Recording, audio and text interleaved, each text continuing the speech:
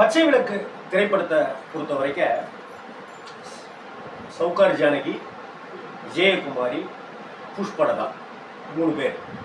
சிவாஜிக்கு சௌகார் ஜானகி, ஏவிஎம் ராஜருக்கு புஷ்பலதா. அந்த காதல் தெரிஞ்சிடும். இவங்களுக்கு ஆரம்பத்திலேயே படம் ஆரம்பிச்ச 1/4 மணி நேரத்திலேயே கல்யாணம் நடந்தது. சிவாஜிக்கும் சௌகார் ஜானகி. விஜயகுமாரிக்கும் எஸ்எஸ்ஆருக்கும் படத்தினுடைய ஃபர்ஸ்ட் ஆஃப் நிறைவு பெறுகிற அந்த தருணத்தில் திருமணம் நடைபெறும். இப்போ இந்த எல்லாத்தையுமே ஓப்பன் கார்டாகவே காமிச்சிட்டே வர்றது தான் படத்தினுடைய ஸ்கிரிப்டினுடைய பெரிய பலமாகவே நான் பார்க்குறேன். சிவாஜி சாருடைய பேர் வந்து படத்தில் சாரதி அப்படின்னு இருக்கும், டிரைவர் இல்லையா, அதனால சாரதி அப்படின்னு பேர் வச்சுருப்பாங்க. விஜயகுமாரி மேலே, தங்கை மேலே, அதாவது உடன்பிறவா தங்கை, கூட பிறந்த தங்கச்சி கிடையாது, இவங்க அம்மா இறந்து போயிடுறாங்க, ஒருத்தங்க வளர்க்குறாங்க, அவங்களோட பொண்ணு. ஆனாலும் தன்னுடைய சொந்த தங்கச்சியாகவே நினச்சி அப்படி வளர்க்குற சிவாஜி. சிவாஜியினுடைய பாசமலர் ஒரு விதம் அப்படின்னாக்கா, இதில் தங்கை பாசம் வந்து வேற விதமாக இருக்கும். அதுலேயும் குறிப்பாக தங்கச்சியை டாக்டர் ஆக்கணும் அப்படிங்கிற ஒரு லட்சிய துடிப்போட அவர் செலவு பண்ணுவார். அதே போல் அப்பா கேரக்டர் நாகையாவாக இருக்கட்டும், நாகையாவுக்கு வாங்கிட்டு வந்து தர சுருட்டாக இருக்கட்டும். ஆனால் இவருக்கு படத்தில் அப்போல்லாம் சிவாஜி சார் வந்து நிறைய படங்களில் சிகரெட் குடிக்கிறவரே நடிச்சிருப்பார். ஆனால் இந்த கேரக்டருக்கு சிகரெட் குடிக்கிற அப்படியான ஸ்டைல் எதுவுமே இருக்காது. அவ்வளவு யதார்த்தமாகவும் பாந்தமாகவும் சிவாஜி சாருடைய நடிப்பு. ஒவ்வொரு காட்சியிலையுமே அவ்வளோ ஒரு யதார்த்தமான ஒரு நடிப்பு, அவ்வளவு அழகாக சிவாஜி சார் பண்ணியிருப்பார். சொல்லவா வேணும். ஒவ்வொரு காட்சியுமே ஒரு கட்டத்தில் எஸ்எஸ்ஆர் பொண்ணு கேட்டு வந்துடுவார். நம்மளை கல்யாணம் பண்ணி வைக்கிறதுக்கு தான் அக்கா லெட்டர் போட்டிருக்கு அப்படின்னு சொல்லி வந்துடுவார். அதுக்கப்புறம் அவமானப்பட்டு போயிடுவார். அதற்கு பிறகு ஸ்ரீராம் மூலமாக, அதாவது புஷ்பலதாவுடைய பிறந்த நாளைக்கு விஜயகுமாரி போயிருக்கும்போது அந்த சமயத்தில் ஒரு ஸ்ரீராமால் ஒரு துன்புறுத்தல் ஒன்று நடக்கும் விஜயகுமாரிக்கு. அப்போ அங்கேருந்து தப்பிச்சு பதட்டமும் பீதியுமா ஓடி வரும்போது தன்னுடைய அண்ணன் இருக்கிற இடத்துக்கு, அந்த இன்ஜின் ட்ராக் அந்த இடத்துக்கிட்ட ஓடி வருவாங்க. அண்ணன்னு கத்திட்டே ஓடி வருவாங்க. அந்த இடத்துல அப்படியே மயங்கி விழுந்துருவாங்க. அவங்க ஓடி போயிடுவாங்க. இந்த விஷயம் அதுக்கப்புறம் வந்து அவங்க ஒரு மாதிரி இருக்கிற சமயத்தில் சிவாஜியோட அப்பா நாகையெல்லாம் சேர்ந்து எப்படியாவது கல்யாணத்தை பண்ணி வச்சுங்க அப்படின்னு சொல்லிட்டு சொல்லுவாங்க. அப்போ கல்யாணத்தை பண்ணி வைக்கலான்ட்டு ஒரு மாப்பிள்ளையை பார்க்கும்போது எம்ஆர் ராதா, ஸ்ரீராம்லாம் சேர்ந்து கல்யாணத்தப்போ மனவரையில் உட்கார்ந்துருக்கிற அந்த தருணத்தில் இந்த பொண்ணு நடத்த கெட்டவ, இவன் சரியில்லாத பொண்ணு அப்படி இப்படின்னு விஜயகுமாரியை சொல்லி கல்யாணம் நடக்காது அப்படின்னு சொல்லிட்டு மாப்பிள்ளையோட அப்பா எல்லாருமே போயிடுவாங்க. அதுக்கப்புறம் போய் மாப்பிள்ளை போய் பணத்தை வாங்கிறதுக்கு போவார் எம்ஆர் ராதா. அந்த மாப்பிள்ளை கேரக்டரில் இருக்கிறார். உடனே சௌகார் ஜானகி ஓடி போய் மனவரை பிரியக்கூடாதுப்பா, இந்த மாதிரி நீ தான் எங்களுக்கு வந்து வாழ்க்கை தரணும், இந்த மாதிரி கல்யாணத்துக்கு நீ கல்யாணம் பண்ணிக்க அப்படின்னு சொன்னாங்க. கல்யாணம் பண்ணி வைப்பார். சிவாஜிக்கு இந்த கல்யாணத்தில் விருப்பமே இருக்காது இல்லையா. ஆனால் வேறு வழி இல்லை, அந்த இடத்துல தங்கச்சிக்கு கல்யாணம் பண்ணி தான் வைக்கணும் அப்படிங்கும்போது அப்போ இவர்கிட்ட எஸ்எஸ்ஆர்கிட்ட சொல்லுவார், ஏதாவது தப்பாக பேசியிருக்கலாம், உன்னைய காயப்படுத்தி திட்டிருக்கலாம், அதெல்லாம் மனசில் வச்சுக்கிட்டு எதுவும் பண்ணிடாத அப்படின்னு சொல்லி பேசும்போதே அப்படியே உடஞ்சி அழுவார் சிவாஜி. பிரமாதமாக இருக்கும். அதான் என்னத்தான் அப்படின்னு எஸ்எஸ்ஆர் சொல்லுவார். உறவுகளுடைய மேன்மையை படத்தில் அடிக்கடிக்கு சொல்லிகிட்டே வருவாங்க. ரொம்ப அழகாக சொல்லணும். அதே போல் சரண்டர் அவர் புஷ்பலதாவும் ஏவிஎம் ராஜனும் லவ் பண்ணுறத வந்து சிவாஜி சாரே பார்த்துருவார். பார்த்துட்டு அடுத்த சீன் வந்து எஸ்வி ரங்காராவிட்ட நேராக போய் இந்த மாதிரி, நீ சொல்கிறதெல்லாம் உண்மையாப்பா? ஆமாங்க ஐயா. எங்கே இருக்கான் அவன் தப்பி?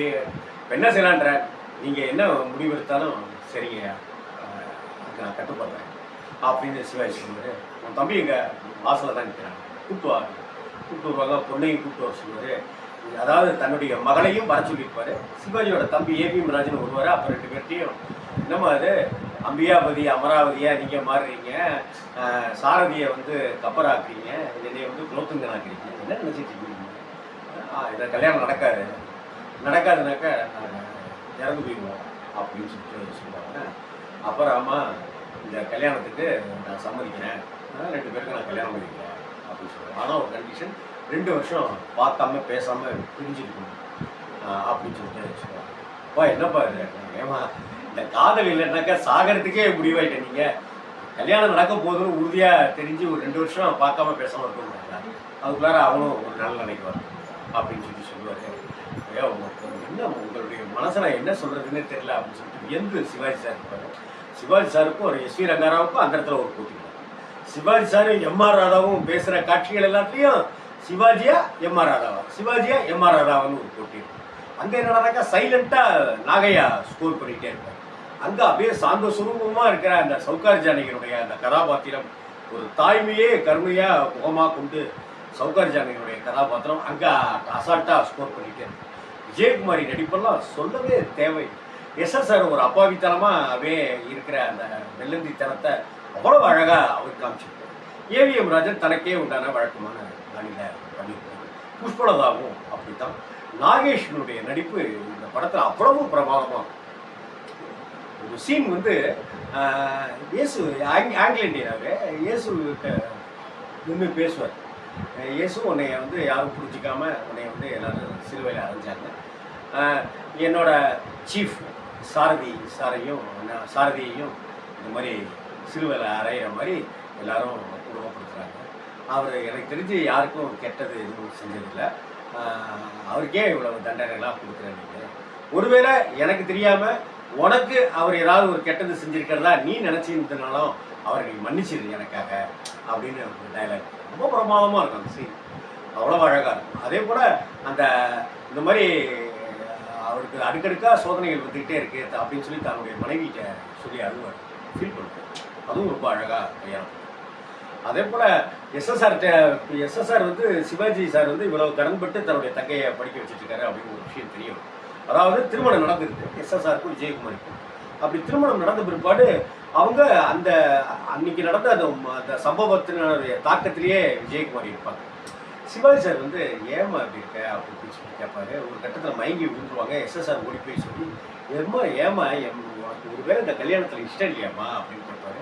அப்படிலாம் இல்லைண்ணா அப்படின்னு சொல்லிட்டு சொல்லுவாங்க. இதுவே நான் அப்படி நடந்துக்கிறேன். கூட படித்த பொண்ணுங்கள்லாம் வந்து என்னமா படிக்காத ஒருத்தனை கல்யாணம் பண்ணியிருக்கீங்க அப்படின்னு சொல்லுவாங்க. படிக்காதவங்களெல்லாம் பார்க்குறீங்க, அவருடைய பண்பை பாருங்கள், அவருடைய நாகரிகம் தெரியாதவராக இருக்கலாம், அவருடைய நன்னடத்தையை பாருங்க அப்படின்ட்டுலாம் டைலாக் இருக்கும். இதெல்லாம் எஸ்எஸ்ஆர் கேட்டுருப்பாங்க. இன்னொரு சீன் ரொம்ப பிரமாதமாக பண்ணியிருப்பாங்க. அவங்க கிணத்தடியில் வேலை பார்த்துட்டு இருப்பாங்க. சிவாஜி வந்து கொல்ல பக்கமாக விஜயகுமாரியை பார்க்கறதுக்கு தங்கச்சியை பார்க்கறதுக்கு வந்துருப்பாரு.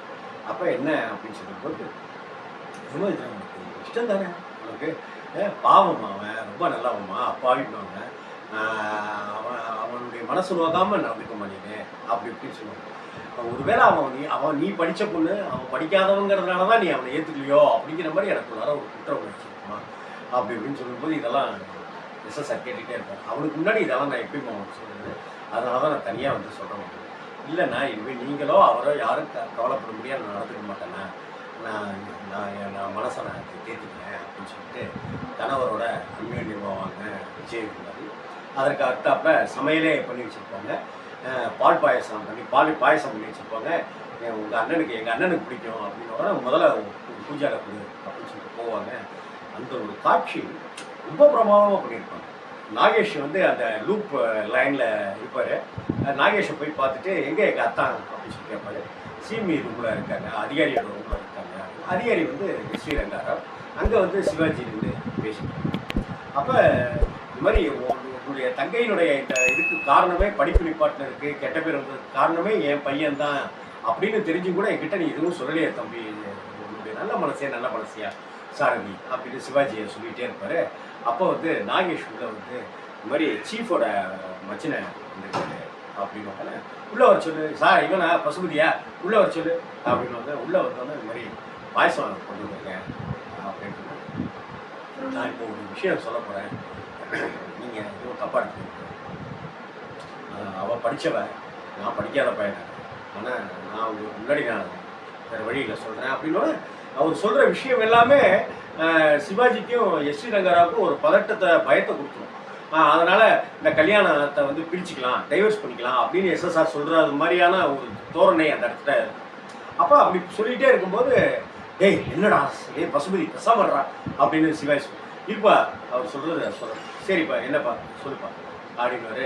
அப்போ எஸ்எஸ்ஆர் அப்படியே சொல்லிகிட்டே இருப்பார். நம்ம எங்கள் குடும்பத்தில் இது மாதிரிலாம் ஒன்றும் கிடையாதுங்க, எனக்கு இது புதுசு தான், நான் பார்த்ததில்ல, இது மாதிரி பார்த்தது கிடையாது. உங்கள் இவளை வந்து என் மனைவியை வந்து நான் தொடர்ந்து டாக்டருக்கு படிக்க வைக்கலான்னு இருக்கேன் அப்படிங்கிறத தெரிஞ்சு